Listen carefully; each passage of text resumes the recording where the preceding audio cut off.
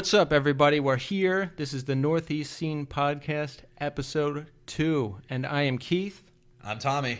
How's it going? This is it. And guess what? We are here with our very special, very, very special first interview, Mr. Michael Shaw of This Day Forward and Kinder Things Podcast. Michael, say hello. Hey, honored to be here, gentlemen. Awesome. Yeah. Thank you so much for doing this. Tommy and I have been talking about doing this podcast for a while. I don't know, at least a year. At least. Yeah, we banged out the first episode. I'm afraid to listen to it, but we'll see what happens. But I remember talking to you outside that All Else Failed show in South Philly and saying, when we do this, we want you to be the first guest. Yeah. And now here we are. This is it. I can't believe it's happening. We're here in beautiful Center City, Philadelphia. I rented an obscenely large, nice hotel room. It's beautiful. Using my points so we could have a nice setup to do this. It's great to be back in Philly. This is where I'm from. We're literally at a 8-person dining room table that is like 10 feet long. Yeah, this is where like you know like on TV shows where there's like an evil businessman like plotting to like take over some. This is like where it goes down. This is the boardroom. This is it. This is where like crazy shit goes down. So Mike, thank you again for being here. And yeah, and I brought you guys a couple gifts, small Oh, gifts for having me on. man. It's seriously such an honor. This one I found this morning, but I know you like Twix and Oreos, so I found cookies and cream. oh my God, I haven't seen one of these literally since I was like 11. Oh my goodness. And Dude. then got some quality sustenance. I know it's going to be a long day of interviewing, but got like a macro bar for Yo! you. You ever have that? I have not, but I'm psyched on it And now. then this is like a protein cookie. I've seen They're those. so good. They sell those at my breakfast spot. Low sugar and 16 grams of protein, and seriously, such good sustenance. Oh man, you're And the then best. This is the pièce de résistance. Look what I found. Oh my God! God. Disciple AD. What CD is that? I think it's Heaven and Hell. I think it's the one. Oh, This is like hell, my dude. favorite hardcore record, and it was in one of these little Old worn jewel down case. jewel cases. This is going up on the Dude. site. Yeah. This is Hilarious. it. We have to get a picture of this. Oh. Keith and I, this is one of our histories, is driving around listening to this record, Heaven and Hell by Ex-Disciple X-AD. Do you remember, like... And we would like punch each other while Yeah. he's driving. and like, And also, whenever there was like a slow breakdown, we would each put our fists up and just point middle fingers. at like and- cars. Yeah. One of my favorite ever is you and I, we were listening to Disciple, and we rolled up past Independence Hall, and a slow breakdown came, and we both just gave the middle finger to Independence Hall. Like the birthplace of our nation. Oh my God. These two idiots.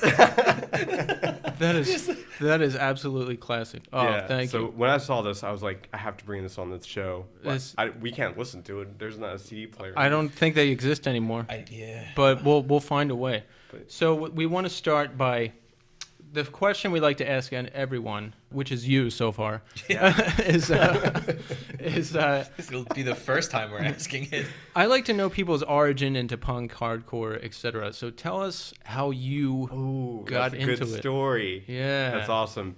9th grade, I was given a tape of a tape. Like a friend of mine had a tape for Shelter, the album Quest for Certainty, and he's like, "Yo, Shaw, I have this band. You got to listen to them." Like, and at the time, I was just, I liked the Offspring, Green Day, and all bands like that. Same. And he gave me a tape for Shelter, Quest for Certainty, and it just didn't leave my Walkman for about a year, and became obsessed with like the Krishna core bands. Like that led me to 108, Yes. Prima, Pennywise somehow got in there, and that was my little gateway into the hardcore scene. Awesome. Yeah, Yeah, and Shelter. I remember meeting you and Pat around 1998. Now, I got a job at the movie theater where they worked. That was my intro to hardcore. And I saw Mike. I'm like, that's the fucking guy I see at church every week. Because my parents made me go to church, and Mike was always there. And then we kind of started talking, and Pat, like, I was always dressed in like basketball jerseys at church. Yeah. It made no sense. I was like, what is this guy doing? Like, I was talking about that like with Keith earlier. Is like it's this weird like little group of like Irish Catholic kids that came from Lower Bucks County somehow all made all of this music and started like with this whole group of people, and then we realized like we have so much ridiculous stuff in common that has absolutely nothing to do with music. Yeah. Yeah. It's so strange. yeah. So I met you and Pat. Pat like brought me into some first shows. I think the first show I ever went to. Now, was the first This Day Forward show at your parents' house? Yeah. I was there. Yeah. I remember that. But tell us about the very beginning of how that band came together. Like, how did you guys talk to each other? How did you decide like when the first practice was going to be? Like, how did that all play out? It was Mike Golan and I. We formed the band, and it's funny, when I first met him, didn't like him because we were in the same Spanish class together, and for 2 years already, I was always Miguel, and and I'd seen him around, Mike Golan. He had like shelter shirts, he had bold shirts, and I was like, Yeah. I didn't like that somebody else had. That was your thing. They That was wanted it my to be thing. yours. I knew his name was Mike too. Oh God. And so we were in the Spanish class together, and since he's Mike G, he got to choose his name, and he chose Miguel. And I was just like, God, this guy. And it rolled around to me, and the teacher's like, Michael Shaw, what would you like your name to be? I was like, Miguel. And I knew it was taken. She was like, oh, I'm sorry, like, he already took it. So I was like, fine, whatever. I'll take whatever. And so I was Mateo that whole year. That's like a classic Golaning, Yeah. like right from the beginning. But then all I said to him, I think he was wearing a bold shirt. I was like, yo, nice shirt, man. And then we became best friends, and we would always walk in between classes, and we'd always be talking. And it escalated to us either starting a crew, like a straight edge crew, or a band, like one or the other. We opted for the band. The crew was going to be named Etched in Stone Crew. Oh man, we should still do that like now. Like Etched in stone, we etched should- in stone shirts. we should start that crew like after this podcast. Like we'll find a printing press. Get those like old varsity jackets made up, like the people used to have, like the straight edge varsity ones, Yeah. like with the patches and everything. Totally doing it. We're gonna do that. Or or an This Day Forward offshoot Etched in Stone 3-piece band. Us. Let's do it somehow. We don't have a drummer. So the band is forming together. Now I remember the first show was the Shaw Fest Yeah. at your house. I remember being there, and like I told Tommy in the last episode, I'd never been to a hardcore show before, so I had no idea what to expect. Yeah. I went there and I ran into a guy I knew from high school, and I expected a warm welcome or and he's like, "What are you doing here?" And I was like, hanging out. And but the show, I liked the show. Like each band I liked more than the next. And then did you guys headline? Yeah. Yeah, see, that's beautiful. Like it's your house, it's your band, you're putting on the show, you can headline. Yeah. And you guys were good. How did you feel after that first show? Like, were you happy with? That was awesome. Yeah. There was like 150 people in my parents' house, and it was just this bizarre community that just formed seemingly overnight. Yeah, and I remember talking to you. I barely knew you, and we were in your car, and you said, I think this might have been like right after the show, and you said like, yeah, I'm in a hardcore band, so I scream. It's like that's a therapeutic thing.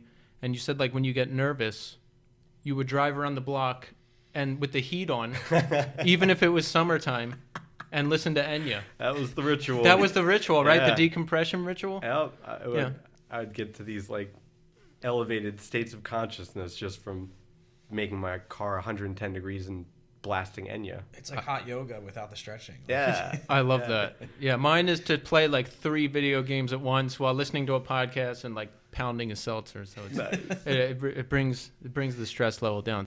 I started as the bass player for This Day Forward, actually. 'Cause Really? We had the idea for the band, and he was like, well, yeah, me and my friend Randy, we're both guitar players, and then Brett, he's a singer. He's going to be our singer. Because he was like he was like a high school senior. Yeah. We were like honored just to even be talking to him. So I was like, okay, I could play bass.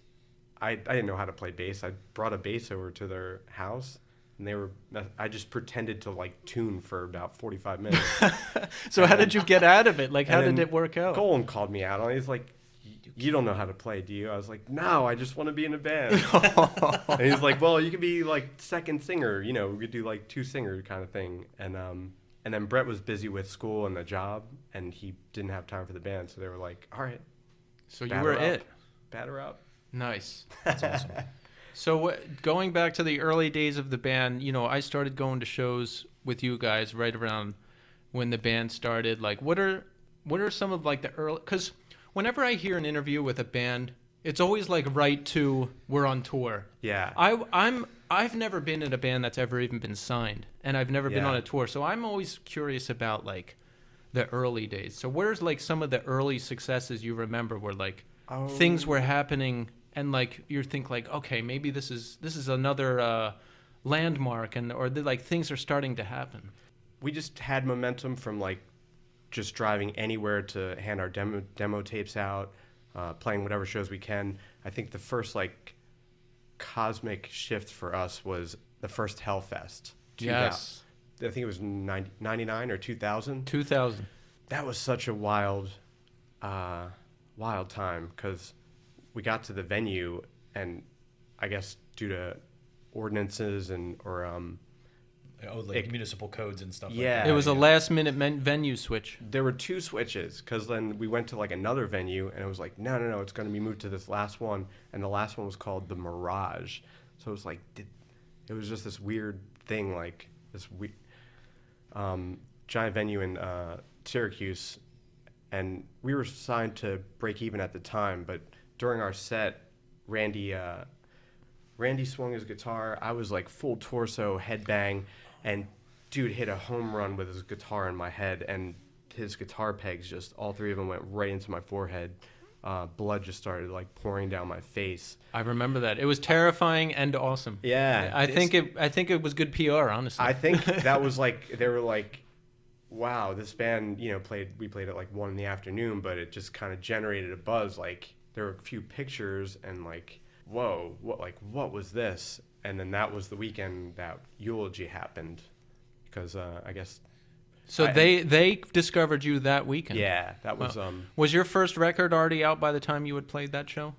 Oh, I don't. Yeah, the Break Even record. Fragments was. Yeah. And how did it feel to have a record out? Because I know for me, all I ever wanted was to be in a band. Because you know, part of me thought like it would be the answer to all my problems. Like I'd be cool and I'd be accepted and I'd be happy and all this. So when I finally had a record out and I could show it to people and be like, look, I'm in a band. Like it was just the most important thing ever to me. Like how did you feel having that first record out? It was less of like dream because it was so urgent. It was all that we were doing, like all that we were putting our time and energy into, and just manifesting and just riding this wave.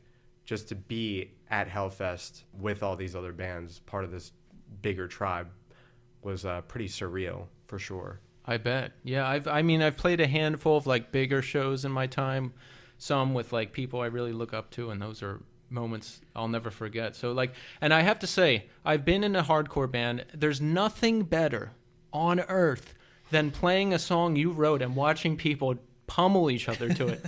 Yeah. It's the best natural high there is, and I hope to experience it again one day. It's just the best. So Eulogy discovers you after Hellfest. What are the conversations? How does it happen? Are they like, hey, we like you, sign with us, or take us through some of those days? I just remember there was like a 30-page contract, and our guitarist Randy, like his parents just didn't want him to sign it. They're like, if you sign this contract, they're gonna take our house.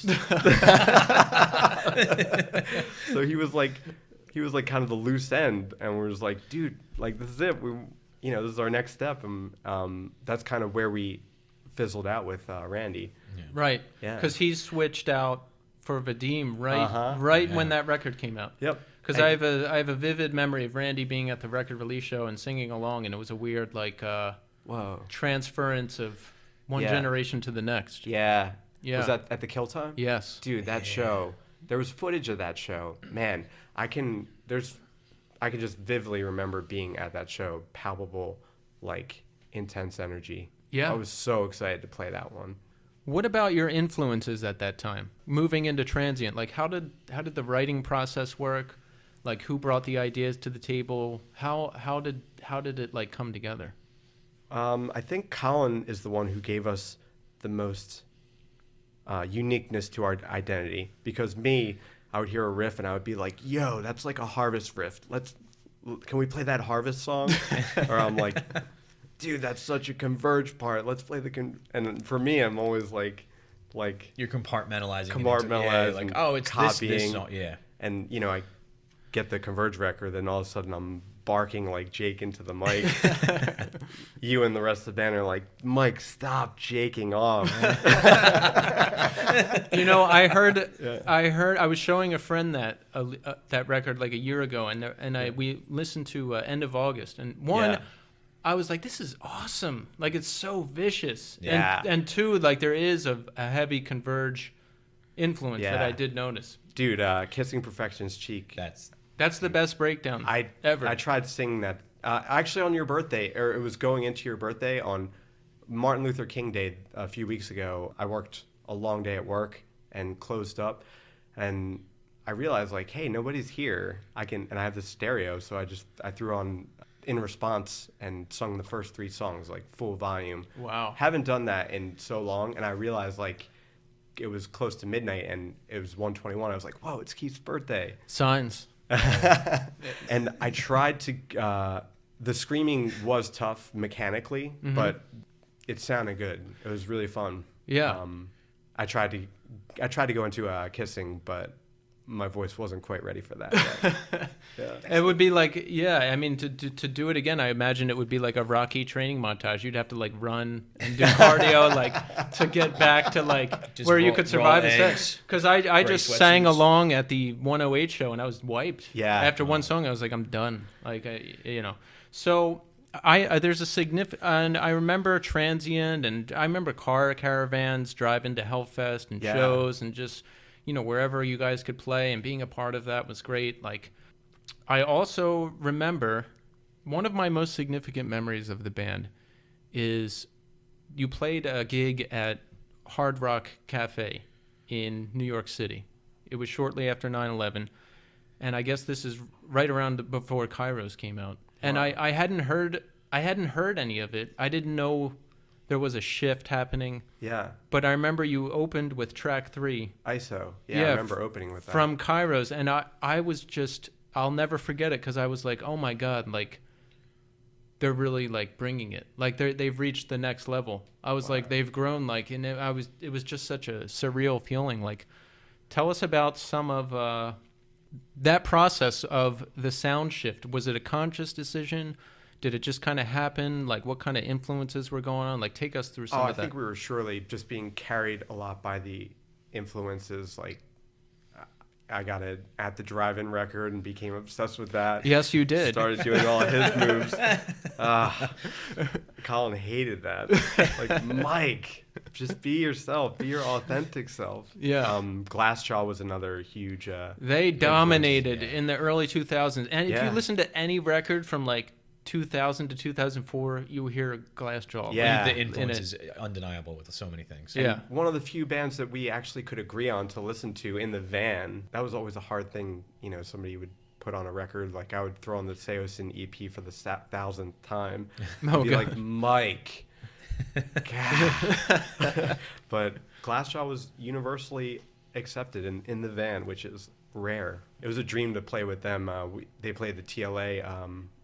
I think right before In Response was coming out, and there was like no opener. The opener canceled, so we were doing everything we could. And I thought we'd gotten on the show, and I showed up to the venue, and then it was like, no, I'm sorry, like, you guys can't play tonight. Oh, I was devastated. That was like one band. Did you ever get to play with them? No. Oh. No. Such a No. brat. So got to play the TLA though later with that band Colors I was in. That was very that's significant. I always wanted to play there or like the Truck, but same. But those were the two venues that I was always like held in such high esteem. Yeah. So I remember before, it was either right before when Kairos came out. Brendan was the guitar player who replaced Golan, for everybody's context. But he was living in Maryland and like coming back to Pennsylvania when he could. And, so you guys had a gig booked at the Chameleon Club in Lancaster. Yeah. And you were going to cancel it. And I was like, no, like I'll play. Yes. I was so determined to fill in because like I don't think I had ever played a show in any band. And I was like, so I'm like, Gary, come on, I'll do it. And I had him sit down and we tabbed out all the bass and I practiced it and we played a set. And I had footage of it. Yeah. But as Tommy and I were talking about before, all my tapes ended up in the trash because I'm a moron. So that footage is lost to time. But I have to say, I'm so glad that happened because like that was like a dream come true for me. Yeah, I remember being on stage with you. I vividly do. Yeah. And like just going up and singing and just like being right next to you. Oh man, it was like a dream come true. And thanks for doing that, and thanks for just being part of the journey. You've been really integral. Yes. Throughout. And you're like a band member. You really are. And the people still think I'm in the band. Yeah. You basically are. And I think of it, we never really broke up. We just stopped playing music. Yeah. Like we're all still very tight. That's true. Yeah. I mean, we still pretty much talk every day. Yeah. Aren't you guys all on the same like text like every single day? For like 10 years. Yeah. Yeah. That thing is my lifeline. Thread Club. Yeah. First rule of Thread Club, do not talk about Thread Club. Never talk about it. Oh, my bad. I will say if the thread ever disappears, I'm going to have to like, I don't know what I'm going to do. That thing is like. It is eternal. That's been my lifeline. So let's move into In Response era. Now, there's a classic story of how you guys got signed. Yeah. The basketball game. It all happened right around the time meeting Brendan, too, because Brendan was part of that basketball game at Hellfest in 2002. It was Pat and I, our tour manager, and my dear friend. We just started shooting hoops at the venue.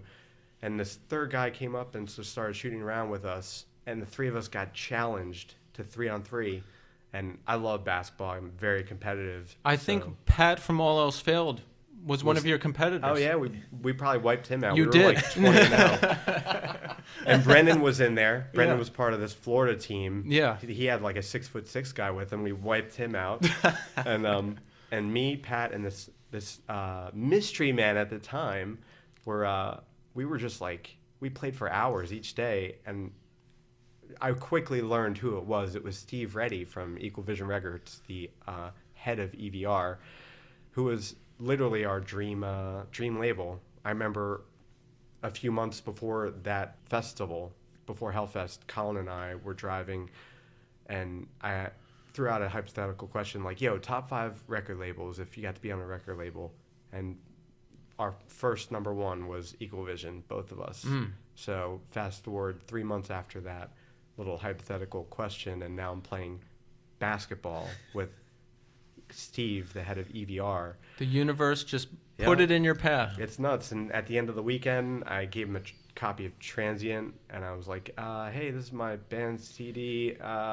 We love your label, and I don't know, just wanted to pass this along. And the last thing he says to me, he's like, he holds up the CD. He's like, I don't even care what this sounds like. I really want a ball player on my label. And Whoa. we were signed like 2 months later. That's beautiful.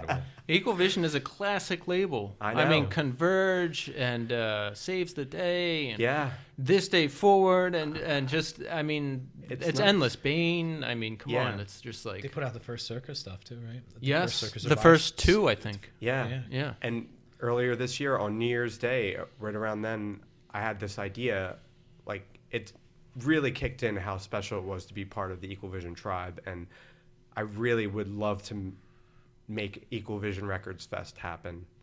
I mean, it could be 2 or 3 days. You could have CIRCA and Saves the Day one night. You could have Coheed and Converge the other night. Alexis on Fire, Bear vs. Shark, 108, Shelter. Like, imagine these shows. They would be really special. I would go to that. And This Day Forward would have to play that. That is something we would have to be a part of. You know what I mean? Like, I would really love for that to happen. Yes. So we're putting that out there. If other members of This Day Forward are hearing manifested this, through get this yourselves together Whoever hears this, if you're able to like put it out there with in the your universe. little bits of consciousness, let's make Equal Vision Records. We're putting it out into the world right now. We are manifesting it. We're moving in the right direction. So let's talk about the writing of your final record, In Response. Now, how was it going into that process? I mean, was there a lot of pressure? How did you decide? Did you decide like, all right, it's going to sound like this? Like, I mean, take us through some of that. Oh, for me, it's so little bits of memories and scattered. I do remember Colin and I in his basement, just like with his little 4-track, going over vocals and writing melodies, and then he put it in backwards one time, and it was playing a guitar riff that I wrote. Thank you. And it was playing it backwards, and I was like, whoa, wait, let that play, and we just let it loop, and I was like, we should recreate this. This sounds awesome backwards, and that became track 6, Eufeo Question.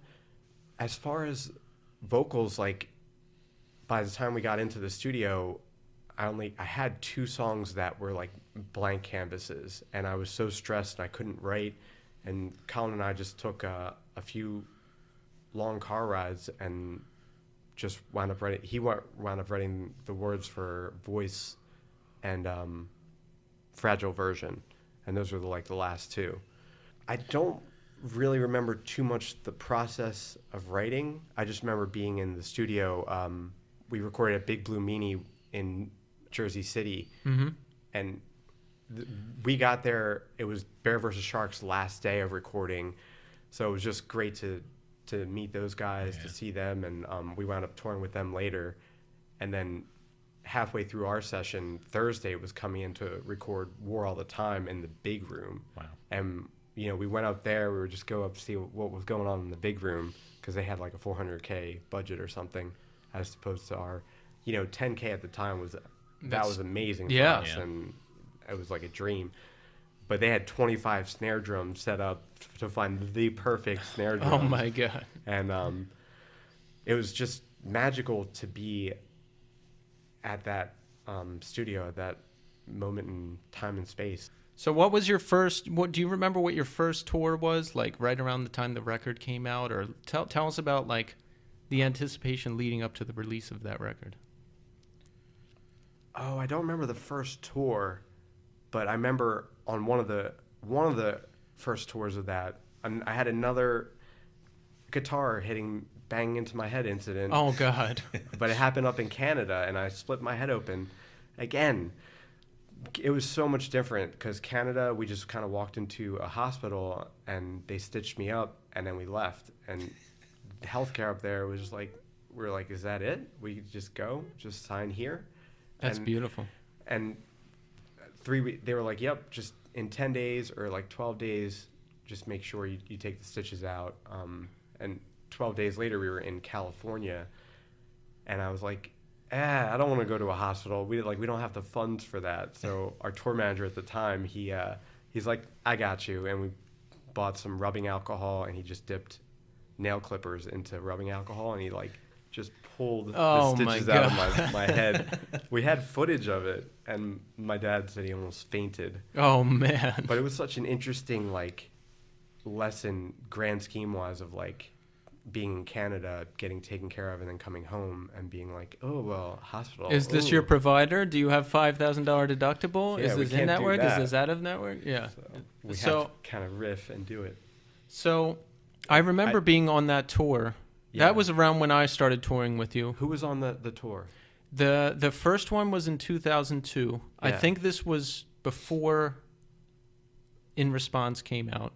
It was you guys and Hope's Fall and Open Hand. Oh, yeah. And Time in Malta jumped on, I think, towards the end. Not Waving But Drowning, too? Yes. Yeah. That tour was so fun. It was so much fun. Yeah. And just like, some of my favorite memories are those 2 tours I did with you guys. And just getting to see the whole country. And like, it was, I just remember like coming home after being away all summer. And you were the best to drive with. When it was me driving and you in the passenger seat, It was so much fun. We irritated the shit out of everybody. We would find one joke Yeah. and just repeat it for 2 hours. That was a lot of laughing. people's complaint, was that we just Yeah. like we took the same joke and just sledgehammered it to death. I left the Shaw House on several occasions because I could not handle the repetition. The one that got me was you guys used to do the one where you would lean back and cross your legs and then shake out a newspaper like you were reading and you would just and just I'm like, what are you doing? What are you doing? You've like, done this 8 times. And it would just be so like constant. Any type of lull in the conversation, you would like scoot your chair back, cross your legs, and then shake it. And I'm like, are they really just going to do this over and over again? Being irritating was our specialty. And I remember Vadim and Colin like getting upset with you on tour because we had this joke where Mike ran into this guy on tour who said he was going to stomp Allen Iverson because he was a Suns fan or something. Yeah, he was like, oh, where are you from? I was like, oh, I'm from Philadelphia. Oh, you from Philadelphia? You got that little Allen Iverson, huh? Well, welcome to the West Coast. We got the Shaq. We're gonna stomp that Iverson. We'll stomp that little bug. And I would he would do that that voice really until loud. I lost my voice. We would do it all day, and I would laugh, and everyone made no got sense. None of them made sense. Everyone got so mad. Like they were like, "Stop! We have a show coming. Like you have to save your voice." And just like, just the sheer irritation was so much fun. And then like with Pat and I like buying those like rotisserie chickens and eating them in the van, like, and just a gross chicken smell in the van, and just oh my god, it's just like endless stories. But those 2 tours. You know, and I remember the tour with Thursday and Every Time I Die. Yeah. After the In Response came out, and that was so fun. I mean, how did you feel? Like after the album was out and you were playing the songs, were you like, "This is it," or were you? We just hit this stride where confidence and felt like actually belonged, but at the same time we were having this like schizophrenic shift where you could see where we were going in response wise. And it was so different from Transient style. So, you know, we would tour with Thursday and feel maybe more comfortable doing the newer songs. But then we also got a tour with Shadows Fall and Avenged Sevenfold, where the newer stuff just was You're only playing Transient. Yeah, exactly. Did you get any backlash? Like, I mean, I guess the internet wasn't as big of a thing, but did you experience any personal backlash? Like, why did you change your sound, or any of that kind of stuff? Yeah, of course, for sure. Did you care about it at all, or no? I mean, you were just doing your thing, right? Yeah, for sure. Because I mean, that's the thing. It's not. I guess for some bands, it's like, okay, we're making a decision. Like, we sound like this, now we're going to sound like this. I don't think it was like that for you guys. From my impression, it seems like, you know, musical taste changed a bit, and you're just kind of doing members too. What you're listening to. That too. So Brendan, Vadim. Yeah. The styles are going to change with different members writing for sure. Absolutely. So this is a question like I've always wanted to ask, but I'm not even sure if like how did the end of the band come about? Like when did that discussion happen? Was there a discussion? Like how did it end? Iowa.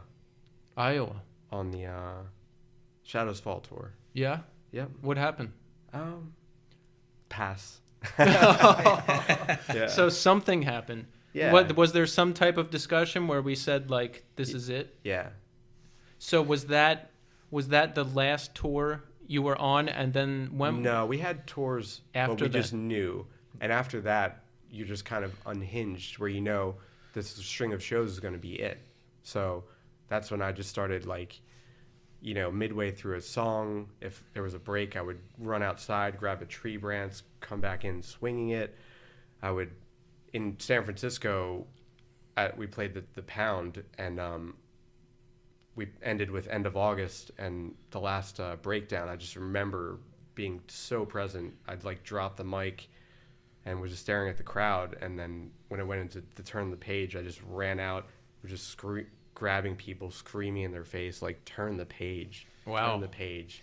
Like, knowing that this chapter of This Day Forward was ending, like, it was me, like, just being cathartic and channeling it that way. Wow. So how long was the period where you knew it was ending and you were still playing shows? I think we had 3 months or 2 months, because In Response came out, and I think we broke up like, I think it was only 6 months after it came out. So it's like get signed to our dream label, put out a record that we're really proud of, and then poof. Wow. It's crazy. So I remember the final shows in Philly. What was it? Was it just one, or it was the show at the church? Palenka Park. Yeah. That was the one where the police came and they shut the mics off. That one. Yeah, that got shut down, and then the show at the church, we got our set got cut short by 2 or 3 songs. I think that was always like the par for the course for This Day Forward. It seemed like that happened a lot. Yeah, like there was always a problem. I think that's why my podcast, I'm only 15 minutes, because like I'm like, all right, no one can shut that down. Yeah. by the time they get there, you're done. Yeah. Also, I should talk about CMJ that year. That was so much fun. Tell me about that. I mean, we were just unhinged. We all dressed up like, we wore these ridiculous costumes. I wore a marching band outfit with a gorilla mask, and this was like CMJ, like a showcase where it's like, oh, all these execs are going to be there. Like, we didn't care. We're done. That's incredible. And I remember after that show, every member from the band went off with like a lady, and I was left with the van, and I was like, okay, so what do I do now? I have all the gear. I was like, do I drive all the way home and come back? I was like, no, I'm so tired. So I started driving. I figured I'd stop at a rest area, but there was a Burger King in New York City with a small parking lot, and I parked the van there, crawled in the back, was just like so exhausted and passed out. And the next morning I woke up to the entire van getting lifted by a tow truck. Oh my God. And I like rolled out. I was like, no, I'm here. Don't compact me, please. I'm so sorry. Like, and then did they let you go? They let me go. Yeah, no ticket or anything. Oh, that's beautiful. That must have been a while ago, because if there was like a Burger King with a parking lot in New York City. It was close to the on ramp from 95. Ah, yeah.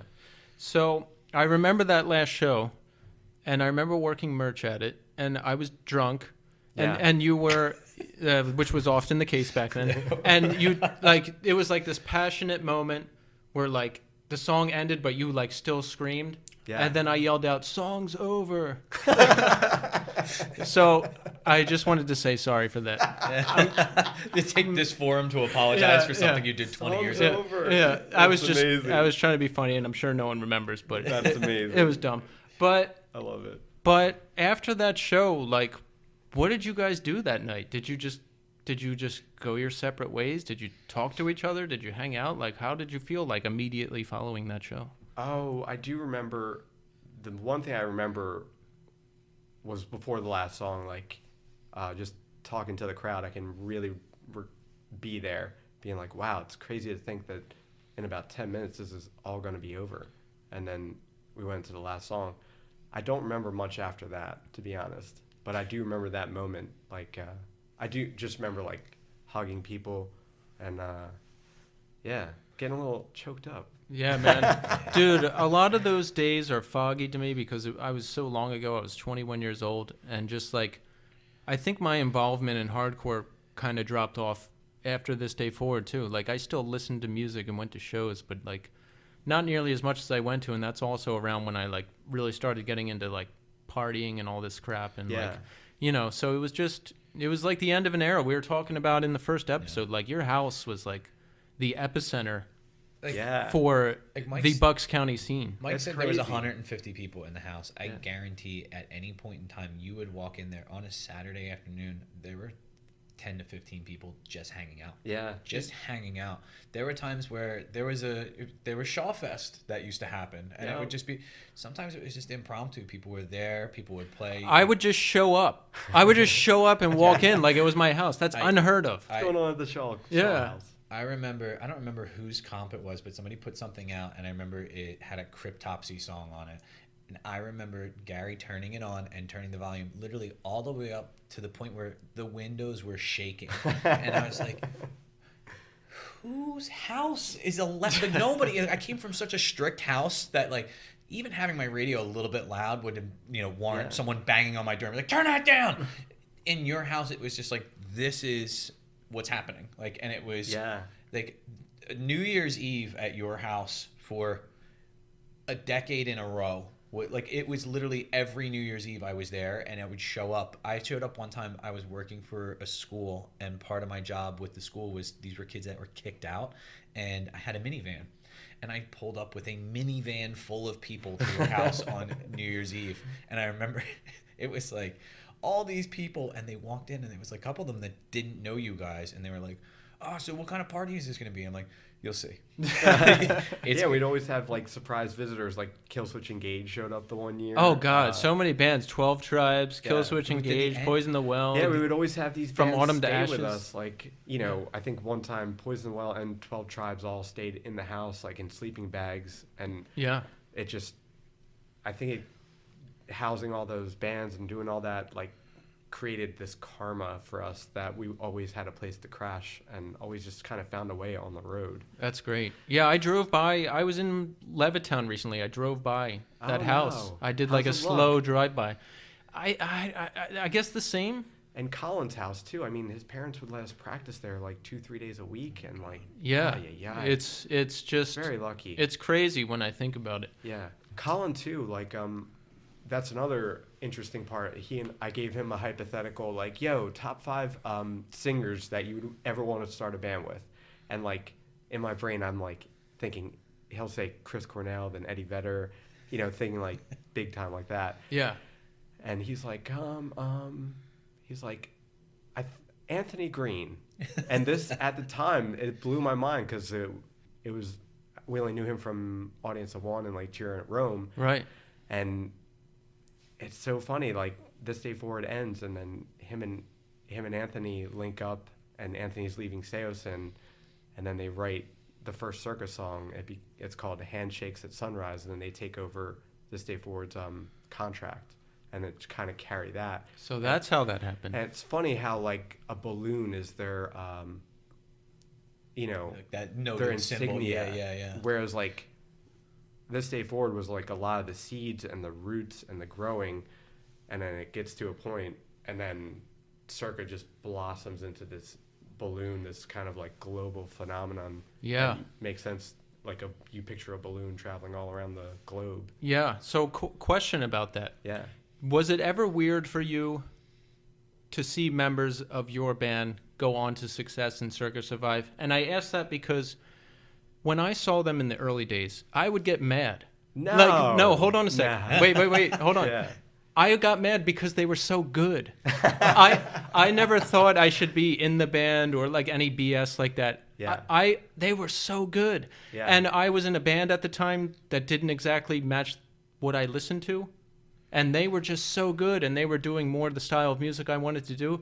So I would watch them, and I'd be like, damn it, they're so good. They're so good. Did you ever have any, like, strange feelings to process as a result of... No, nothing strange. It was always like, I kind of knew I carried, my voice carried This Day Forward to, I guess, the pinnacle of what it could have been. And and then just seeing the way that CIRCA operates and the chemistry they have and what Anthony has, and it was just like the next level for sure. Yes. And I've traveled all around to see them. It's been great to like take the bus down to Richmond. I flew down to Orlando.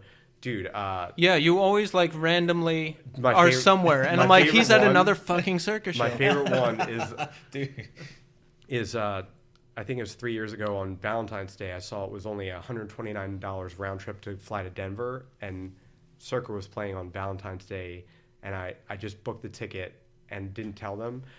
There was I passed by this sandwich shop near the venue called Chiba Hut. It was like a Subway, like sandwiches, but all like marijuana, cannabis themed. Like you can get a little nug for a 6-inch. It was a ridiculous place, and I took a picture of it, and I texted Brendan and Colin.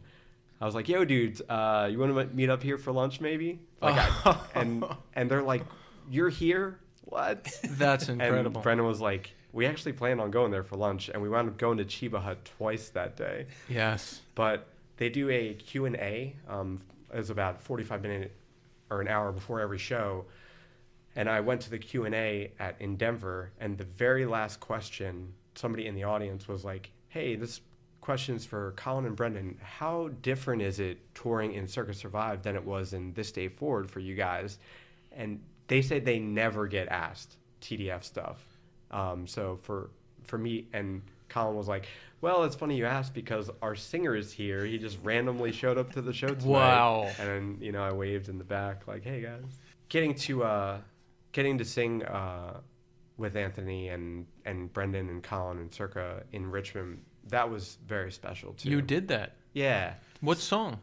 It was in 2009. It was the On Letting Go tour with Thrice. Mm-hmm. And I got there, took the bus down, and Anthony was just like, hey, we should sing a song tonight. You should come up. And we went through a few. We actually sung a couple good old war songs together just to get a voice. And we found On Letting Go, the For Your Future's Sake, that song. Mm-hmm. And then, we sung it on stage. And I got off, and guess who I ran into? Who? Stan. No. Oh, Wow. Listeners, you don't know Stan, Yeah. but We'll save that one for a later yeah, time. Stan's a later podcast. Stan's Yeah. a podcast in and of itself. he's a ridiculous character to run into randomly. That's a lot of beautiful coincidences. Yeah. I love that. But tell me about now. This Day Forward was it was your lives from like 1999 to 2003. Like, Yeah. Tell me about adjusting to life after the ban. Like, what were those months like? I mean, like last year I did a play. The play was my life, rehearsing. Oh, I wish getting I could to have seen it. I wish I could have seen it. There's When? going to be another one this year. I'll tell you about Please, it I'm after coming this. up. But once that was 6-month investment in Yeah. time, and when it was done, I was devastated. I was Yeah. like, "What am I going to do with my life now?" This band was your life for 6 years. How did you? I'll tell you in a second. How nervous were you to perform? It was like the day of. It was the the first one. scariest thing I know. I've ever done. That's so awesome. But that's the difference between people who do it and people who don't. Like you go out there and you do it. Yeah. And I pulled it off. Thank you. That's awesome, dude. Yes. Really proud of you. There's going to be another one in June, so I'll tell you about it. The cave you fear to enter holds the treasure you seek most. Wow. Yeah. That's beautiful. That's beautiful. I love that. And it's true. Nothing really good comes easy. You gotta like, Yeah. you gotta push through and you gotta do it. Thank you. That's sage. That was right that was a good like back and forth propping up. Yeah. I like that. That made me feel good. Yeah. But And back to you. Back to me. Back to Mr. Michael Shaw on So- the Northeast Scene podcast. Yeah, so circling back into the real world of like not Yeah. being in a band. Like, Played our last show December 21st of 2003, and then in January of 2004, I got hired as a server at a diner. And then in late January, I saw my mom playing poker online, and then I was like, what's this? Uh-oh. And she's like, oh, it's this game, you wouldn't like it, you wouldn't be good at it. And I just accepted the challenge, and I started playing online poker and working at a restaurant. So it was like band ended, and then I kind of got split into these two characters, where poker side is a little darker, a little more solitary, a little more closed off, and serving side is a little more selfless, vibrant, joyful, always bowing, always serving. So I get split into these two characters, and it's been really fascinating to juggle these two. But I guess about a little over a year ago, I started finding my voice again. And that's really important because the last This Day Forward song that ever was written was called Voice. And the chorus of it is, so still I search, so still I try to find this voice. And I think it was like this person I met who became sort of a muse, kind of like just lit a little fire. And in the past year, just started singing again, recorded a bunch of songs, started a podcast. I just did stand-up comedy for the first time in over 10 years. Wow. On my I remember 40th we were doing it. Yeah, my 40th birthday, I did a 4-minute set. And How did that go? Terrifying. Yeah. I was terrified, dude. That's the scariest thing to do. Uh-huh. Because a play, like, you memorize it. You know, if you're in a band, you have other people to fall back on. Yep. A play, you have other people the script. Comedy, Yeah. it's just you. And I had like a 4-minute thing, and there was a bunch of people. It was at Raven Lounge, and I was so nervous. The show had started. I was going on 7th, and I ran to Rite Aid. I just need to like walk around the halls and like rehearse my little 4-minute thing. And I was talking, and then I go up to the cashier. There were two girls working, maybe like their mid-20s. I was like, ladies, can I just run by this little 3-4 minute set by you? It would just be really nice. And Wow. I did my skit for these 2 cashiers, and they were like cracking up. And I was like, should I do this part? Should I like do the card? And they're like, yeah, you have to do that. And then I felt good. Then I literally went over to Raven. It was 2 comedians, and then I went up and I broke the ice with these 2 strangers. That's incredible. Yeah. That would take a lot of courage. That's like my worst nightmare. To one being around random people that I don't know, but to go into a store and be like, "Hey, tell me if this joke works." Oh man, how is this open mic there now? I haven't been there in a long time. It was awesome. Is it still a lot of people? It was packed that night. I don't know what was going on, but there's so many mics popping up around the city. Mm-hmm. I actually did another one 2 weeks ago. It was called 90-minute mic, where, once the hour and a half is up, the mic is over, which is great. And I totally bombed, dude. I botched. I had a different set. It was 4 minutes, and I thought I had it internalized. And halfway through, about the 2-minute mark, my brain just shut off. And I'm just like staring at, maybe 25, 30 people. And I'm just like, I'm so sorry. I forget the rest of my set, and that's going to be all for me tonight. And I went and sat down. That happens to a lot of people. Yeah. That's happened to me where I, like, right in the beginning, I just lose it. Yeah. And then I just walk off. It's the worst feeling in the world. It is, but it's over. The worst is over. Like, it can't get worse than what happened at 90-minute mic. It's not the mob. Like, they can't kill you. You know? You go and sit down with your tail between your legs. Yeah. So tell us about the podcast. Yeah. How did you conceive this? How did it get started? Wow. And by the way, folks, check out Mike Shaw's Kinder Things podcast. Oh, thank you. What's the Instagram handle? I love it. It's at Kinder Things Podcast. Yes. It's so much fun, and I'm so excited for you to be doing this, because you're going to fall in love with this medium. It's a brand new medium. I mean, Spotify just started carrying podcasts in 2019, so this is just the beginning of this world, and it's such a great it's like a canvas, and you're painting with your voices in this conversation, and then it's over, and it's I don't know, it's a beautiful thing, and I feel lucky. I think it was a combination of finding my voice again, getting comfortable like just singing, speaking, and there was this poker podcast I would listen to by Jennifer Shahade. It's called The Grid, and she would have a guest on. They would pick a starting hand like pocket aces or 5-6 offsuit, and once that hand was taken, it was off the grid, and she's going to go through every 169 hand, and it would just be all these great thinkers talking about a hand they played, maybe 20-30 minute episodes. Mm-hmm. And I binged like 4 of them, and I was like, dude, like, I should do this, but with kindness and all these kind little stories that I see, and all people tell me, like, this is a perfect little platform for it. And I just wanted to keep it brief, like 15, maybe 20-minute episodes. Yes.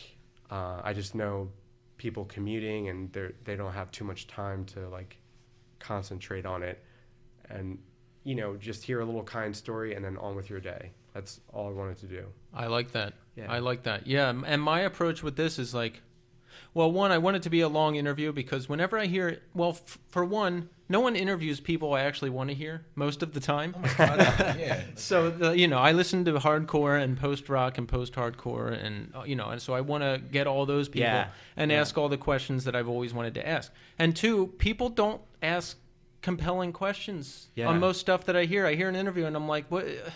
I want to know the shit. Yeah. I want to get into the shit. I can't wait for some more episodes of this, like Singer for Disembodied, Singer for Harvest. Do you hear Singer for Harvest? Do you hear that? Singer for Harvest and Singer for Disembodied. You need to come on the show, dude. Please. Harvest was so good at This is hardcore. Yeah. That was my first year going. Yeah, and I could tell just how genuinely appreciative he was to be playing music again.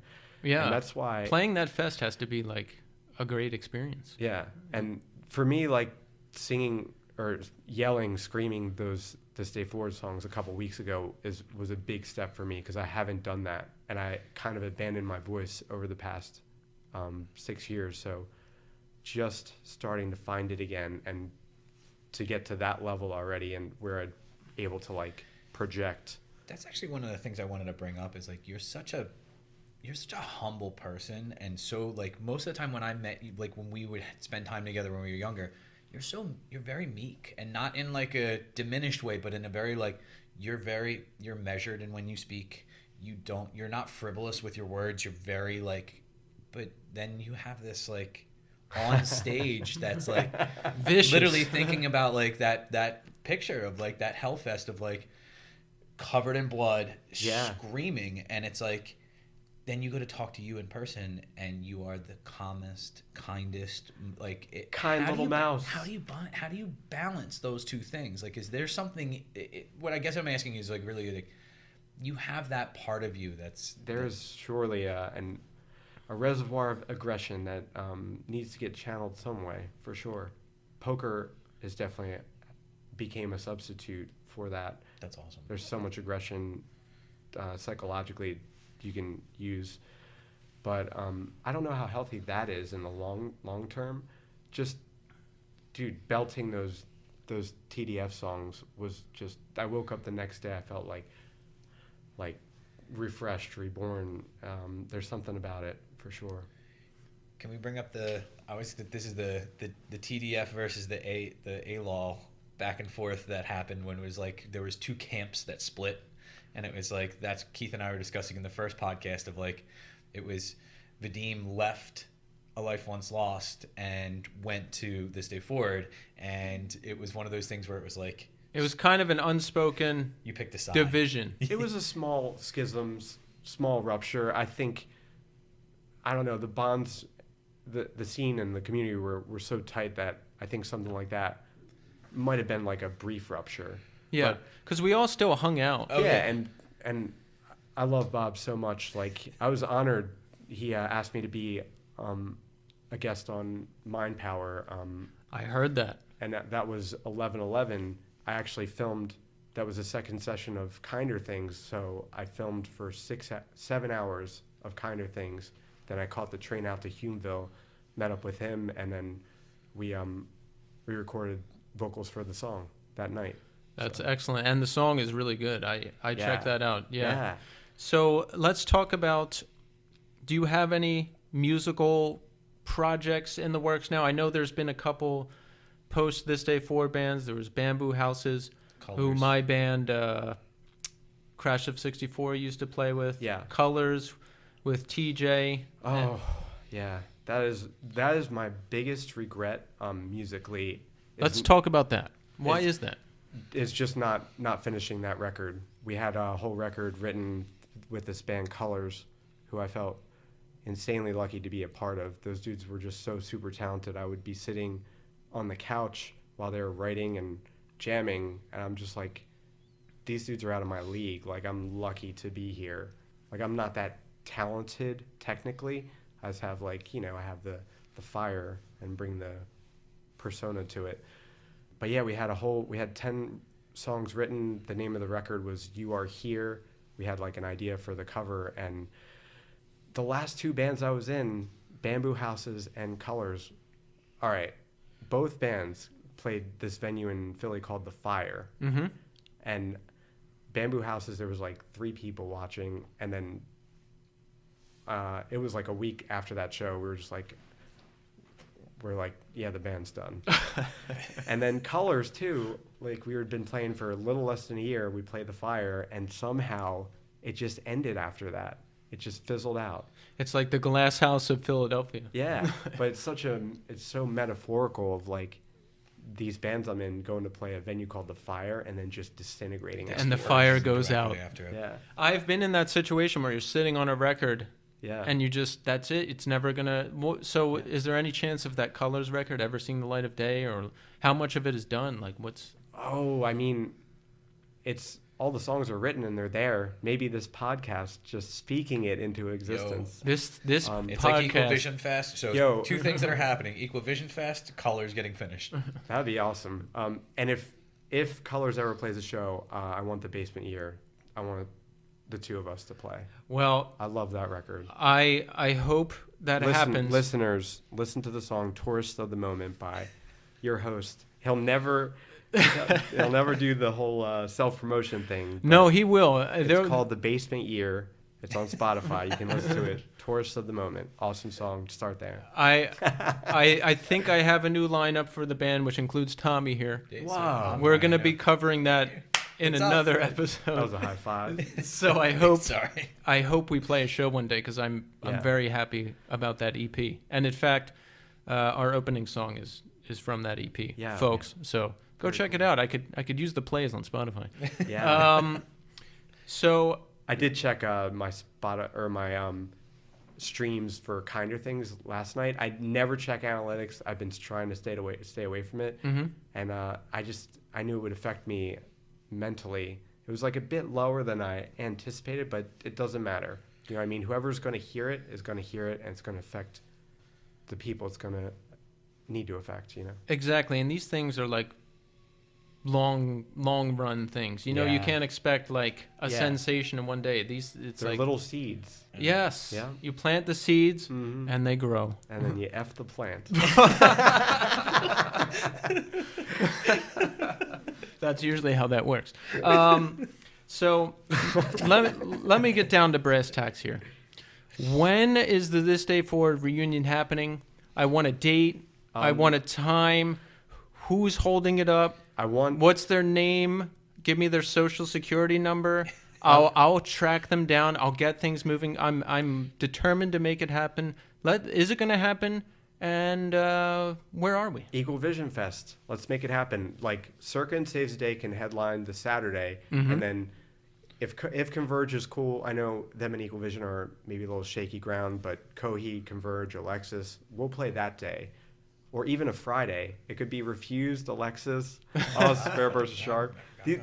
These would be such amazing shows, and you could do Armor for Sleeperback. We'll get them in. You could do 3 different venues in Philly, and then when that happens, because let's speak it into existence through this, then surely there will be a few TDF offset like special shows, like KFN would be awesome. Yeah. Yes. Oh my gosh, that'd be Cool. great. You can feel that, right? Like how exciting that would be. Yeah. Oh God, I want it to happen more than anything. Are you Yeah. kidding me? Shelter 108. 108's been like just circulating through 108. The number has been circulating through our little.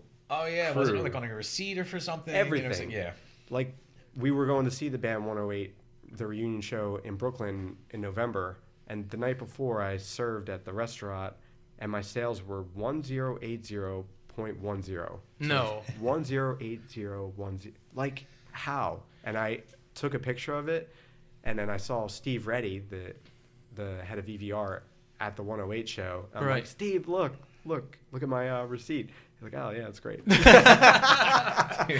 But it sucks because like a few days before that show, I had an intuition to listen to Threefold Misery, one of my favorite records. Listeners, 108, the record Threefold Misery is a gem. Listen Classic. to it after this episode. well, I was going to study for the 108 show, and I didn't. I was like, yeah, I'll listen to it on the bus. And I never got around to it. This is my literal dream for every hardcore show. And the encore. Yeah, like they're like, the singer's not here. We need someone to sing the song. The singer, Rob Fish, was winded. He was not feeling so well.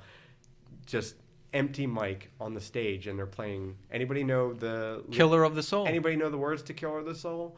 And somebody in the audience like, yeah, everyone here. And there were about 10, 12 minutes past, and if I would have studied, I would have been up there in a heartbeat. Like, I was already inching forward to like, but I just didn't recap the song. I wish you would have, or I chickened out too. We always used to study. Like, when One King Down was playing, when Shia Lude, I would just cram and like listen to the records, and so I was prepared to scream along. I wish we would have done it. Dude, and I was about being well prepared. Like, Shai Hulud at the Melody Bar. There was this venue called the Melody Bar in New Brunswick, and back in July 3rd of 2000, I believe it was, or it was the weekend that X-Men, the first X-Men movie, came out. We go to see Shai Hulud in New Brunswick, and the singer Geert is just trapped in traffic. He's not going to make it, and Matt Fox, the guitarist, he knew that I knew all the words, and he knew I was kind of in this band that was just starting up. He's like, all right, Mike, you're up. I know you know all the words. I was like, huh? What? Who? Me? What? He's like, yeah, Geert's not going to make it. We need a singer. And I was like, yes. And sung 9 songs. It was insane. I couldn't talk for a week because, like, the screaming patterns of Shai Hulud. Very wordy. Very wordy. How did you feel after that? That's like a dream come true. They were your favorite band at the time. Dude, and that's like the dream scenario I imagine at every hardcore show. Like, we need a singer, you're up. It was beyond dream. And I remember, like, I think Colin and Golan, they were at X-Men seeing it, like, the late show, and we met up with them and slid into the row, and I was like, dudes, I sung for Shia Hulud tonight. You know, I was like, I was like, dudes, it's great for Shia Hulud tonight. Sounded like the Godfather. And I was like, where were you? I remember you called me on the phone like the next day and told me about it. Yeah. And I was just blown away. I was like, God, I wish I would have been there. If anyone out there has footage of that show, it was at the Melody Bar. Shai Hulud featuring Mike Shaw on vocals, year 2000, I think. There was a guy named Forrest with 2 R's and 2 T's. It was spelled weird, and I was in correspondence with him for a couple of years trying to get that footage. Get us that tape. Someone out there has it, and we need it. Now, Mike, to close out this interview, we have something special planned. All right. Oh, here it comes. This is... okay. We've been prepping the sound levels on this for a while now. We are going to play Who Would Headline? Yeah! This is a game. This is a game invented by Mike Shaw, where we take 2 bands and we guess who would headline. We use a combination of Instagram total followers, how long they've been broken up, and monthly listens on Spotify. And we are going to figure out who would headline. This is amazing. Are you ready to play?